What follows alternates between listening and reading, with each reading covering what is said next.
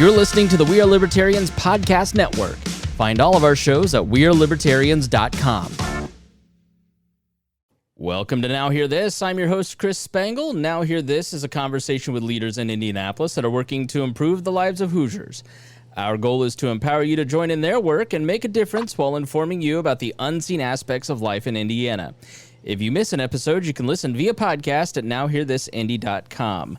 Well, we have some exciting news. Two of our former guests and two of the best organizations in Indianapolis are merging together. Children's Bureau and Families First have signed a merger agreement.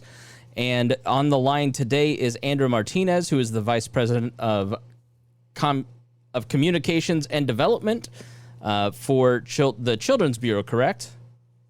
Yes. I guess it doesn't really matter, no, not at this point, but why don't you tell us a little bit, starting with the background of these two organizations, why does this merger make sense now when you look back on the history of both organizations?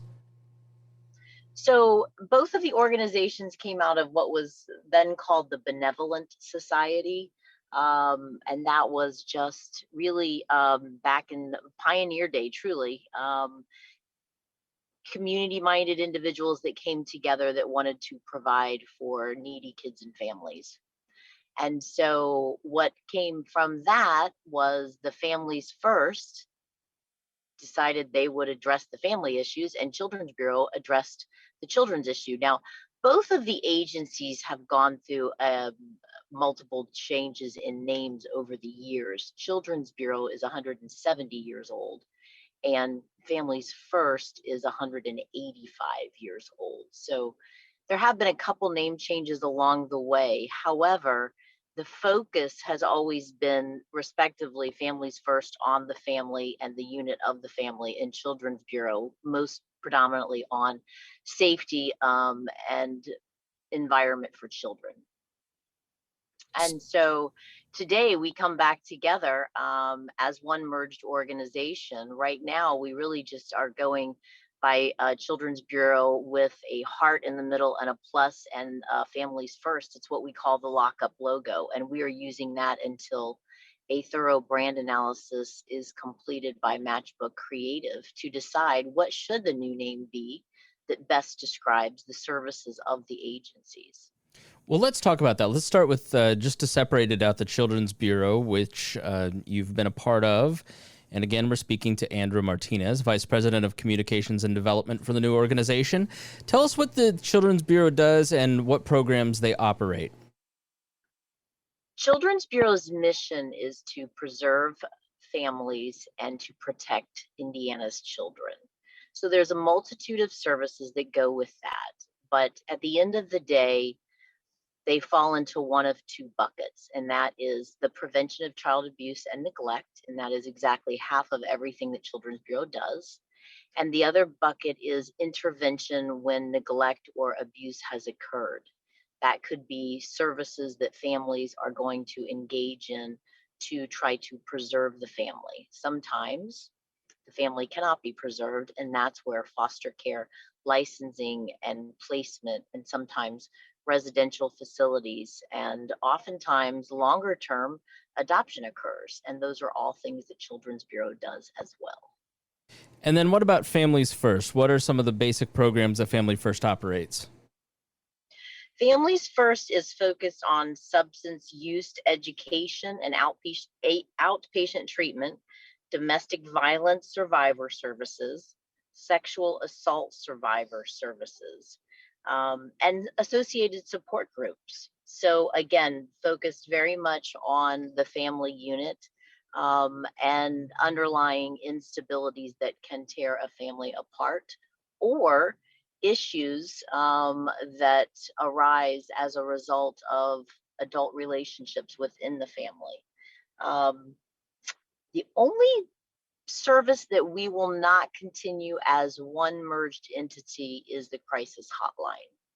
And that is a service that will be continued by another agency, but I don't think that agency is yet known. Well, that's good to hear. I know that during the pandemic and over the last year, when we talked to David Seiler, he mentioned 300% increase into the crisis hotline. So that's when we talk to a lot of these organizations, there seems to be a very narrow scope, and it looks like the organization, you know, well, it has narrow scopes on the two organizations, but coming together, it's got a very broad scope on a lot of different issues.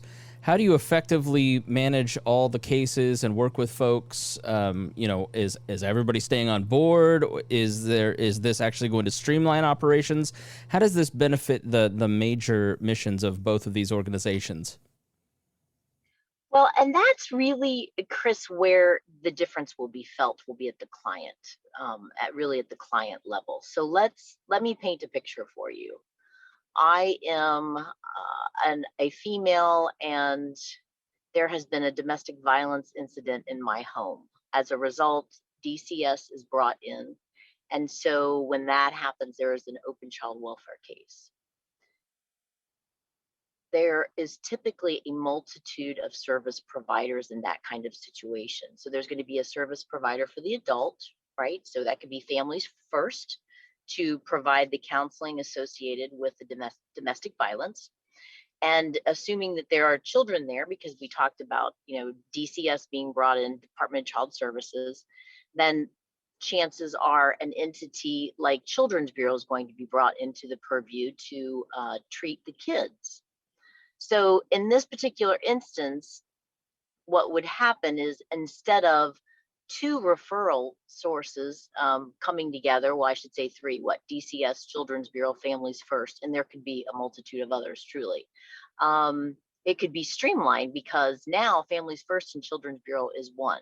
So even if I am the client and the trauma that I have ensued, if it can be addressed by one agency that has a continuum of services, that feels better to me than a multitude of places and a multitude of different appointment times and a multitude of people that do not know one another that I'm going to be referred to and probably required to engage in services with.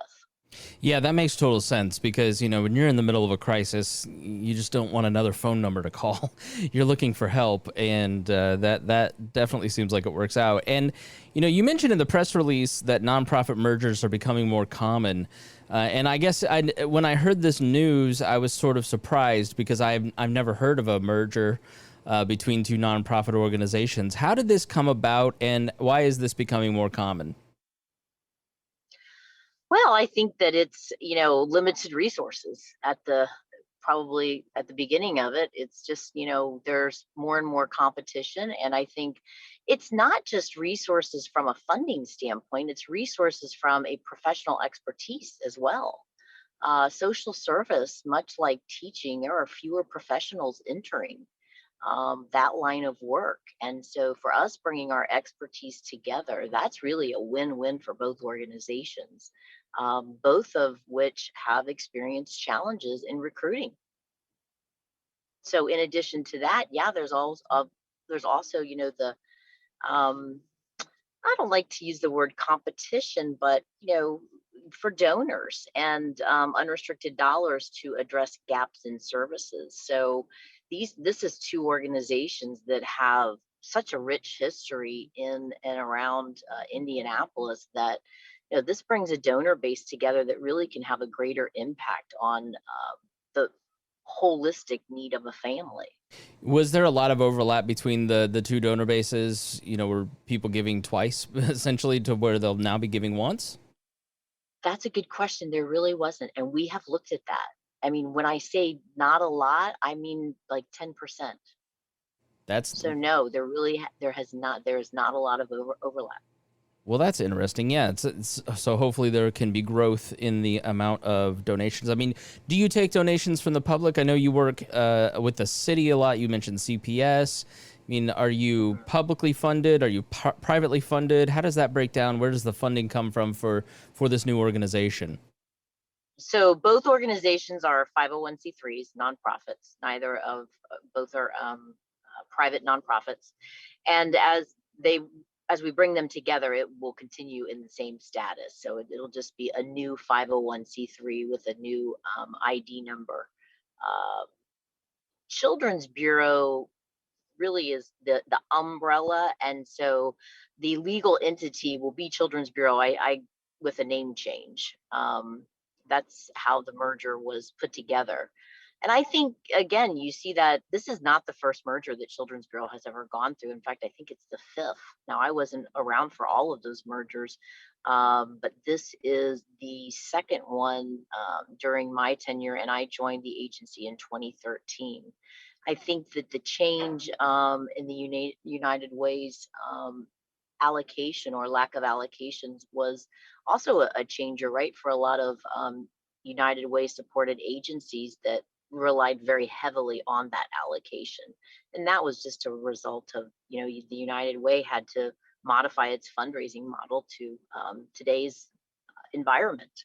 So many of the agencies still have an opportunity to get money from the United Way, but now we write grants instead of knowing that each year we're going to be allocated a certain amount of money. So can you explain that change with the United Way? I mean, we all see the United Way balloons at the 7-Eleven. Can you explain what the United Way is and how they changed their funding model? Well, the United Way is, it represents a multitude of nonprofits that it then would give money to or support, certain aspects of programs or the overall mission. It really depended on the agency that you're talking about. But Children's Bureau and Families First, again, came out of the Benevolent Society, which became the Community Chest, which then became the United Way of Central Indiana. And so as longstanding organizations that came with that rich history, we both had what were called allocations, annual allocations. And so we saw those allocations get smaller and smaller. And that was really, again, that was the result of smaller fundraising campaigns. The United Way had to be able to sustain that funding model. And today, what you get with young donors, especially, is they want their dollars, they want to choose exactly where their dollars go. And they're not always funneling it through, the same type of model that the United Way was. That's really interesting. It's a change. Yeah, it's just a changing in the fundraising world, and certainly in how the donor decides to give. And that's okay. Fundraising is like everything else. It evolves and it changes, and it has certainly. It's not uncommon today to get a $5,000 gift online. I have been in fundraising for 27 years, and if you would have told me that 10 years ago, I would have thought that you were crazy. Well, make your pitch now. I mean, before we go, if someone is listening to this and they want to help support these two great organizations, how can they go about that? Absolutely. You can go to childrensbureau.org and you can give help many, many different ways. We have a wish list that the kids that reside in our shelter put together that they need on a regular. Most of it is around basic needs. Some of it is around just games, simple things that they can do at night with their time. And of course, there's always monetary donations that can also be made via the website. And if you are so inclined, I'm keeping my fingers crossed, Chris. We're going to get on the other side of this pandemic, and we're going to have a lot more volunteer opportunities as well. And the kids that we serve, especially those that live in our residential facilities, they love to see volunteers. They love to interface with people. So that is not an issue at all. So volunteering, donating your time, your talent, your treasure, all of which are welcome. childrensbureau.org.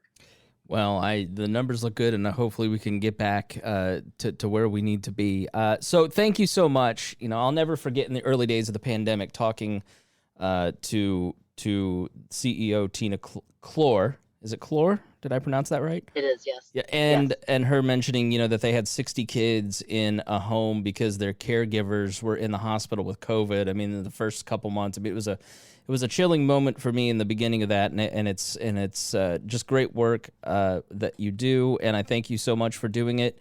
And one final mention: childrensbureau.org. Thank you so much to Andrew Martinez, the Vice President of Communications and Development for the new organization, where Children's Bureau and Families First have combined. New name to be announced. And thank you so much for joining me. My pleasure. Thanks for having me, Chris. Thanks for listening to Now Hear This. I'm your host, Chris Spangle. If you missed any portion of our program, you can listen on our website, nowhearthisindy.com. If you'd like to have your organization featured on the show, please email Gabby at nowhearthisindy@iheartmedia.com. Thanks for listening, and we will be back again next weekend with Now Hear This. We Are Libertarians Plus members enjoy many benefits like exclusive bonus shows like Build the Wall and Ideological Origins, lifetime access to my exclusive private newsletter at chrisspangle.com, early release of episodes with commercial-free shows, and a full feed of the show with 700 more episodes than you can find in the public feed. You'll also get merch and the opportunity to be a guest on the show. Most importantly, Wall Plus members support a new generation of opinion journalists by bringing an independent libertarian perspective to the news. Enjoy these benefits immediately by visiting joinwallplus.com.